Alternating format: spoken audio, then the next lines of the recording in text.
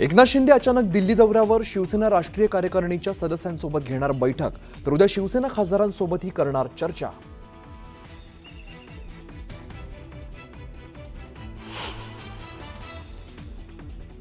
अनिल पवारांच्या घरावर ईडीच्या छाप्यावरून राजकारण तापलं. संजय राऊतांचा दादा भुसेंवरती निशाणा, तर राऊतांनी विधान मागे घ्यावीत नाहीतर दावा दाखल करू, दादा भुसेंचा इशारा.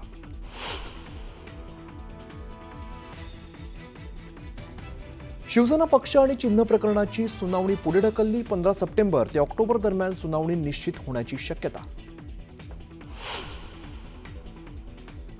अण्णा डांगे पुन्हा भाजपात. धनगर समाजाच्या आरक्षणासहित अनेक प्रश्नांवरती उठवला होता आवाज. 1995 मध्ये युतीच्या सत्तेत होते ग्रामविकास मंत्री.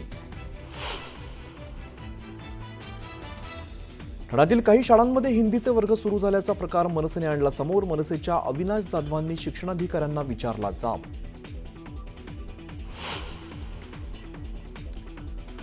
अमेरिकेकडून भारतावरती 1 ऑगस्टपासून 25% टॅरिफ लागू. रशियासोबत व्यवसाय केल्यामुळे दंडही वसूल करणार.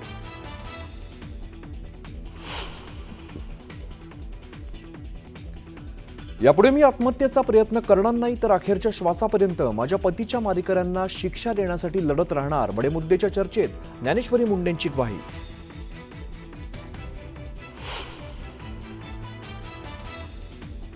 बीडच्या पोलीस अधीक्षकांना कराड आणि त्याच्या मुलांनी महादेव मुंडेंची हत्या केल्याची माहिती दिलेली, पण अधीक्षकांनी मलाच धमकी देऊन गप्प केलं. बडे मुद्देत कराडचा जुना सहकारी विजयसिंह बाळा बांगरचा गंभीर आरोप.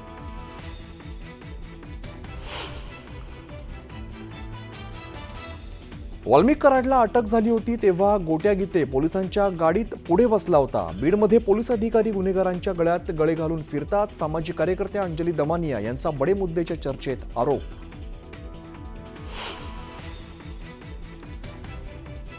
न्याय मागायला आलेल्या ज्ञानेश्वरी मुंडेंना आत्महत्येचा प्रयत्न करावा लागतो, हे पोलिसांचं अपयश. पोलीस अधीक्षक नवनीत कौवत यांचा राजीनामा घ्यायला हवा. पवारांच्या राष्ट्रवादीचे नेते के वडमारेंची बडे मुद्देच्या चर्चेत मागणी.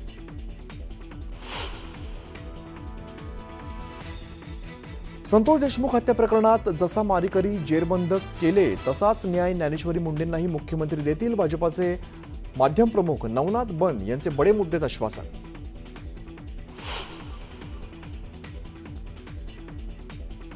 नासा आणि इस्रोचं निसार सॅटेलाइटचं यशस्वी प्रक्षेपण. श्रीहरिकोटावरून निसार अवकाशात झेपावलं. देशावरती येणाऱ्या संकटांवरती ठेवणार नजर.